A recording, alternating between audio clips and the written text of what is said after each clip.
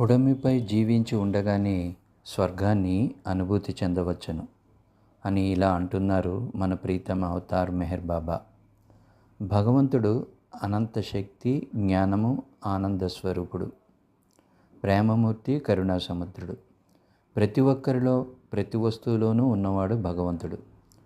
భగవంతునికి ఉన్న ఈ లక్షణాలన్నీ మీలో కూడా ఉన్నాయి.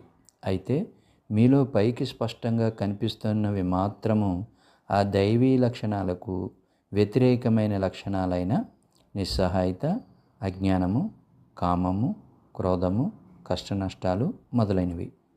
భగవంతుడు మాత్రమే కావాలని తప్పించే వారిలో దయ, కరుణ, నిస్వార్థ భావము, సర్వము త్యజించే గుణము వృద్ధి చెందుతాయి.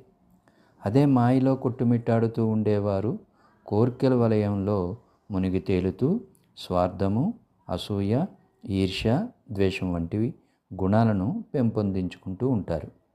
మొదటి రకం మానవులకు అనగా భగవంతుడు కావాలి అనుకునే వారికి వారి గుణాలే వారికి పొడముపైకి స్వర్గాన్ని తీసుకొస్తాయి.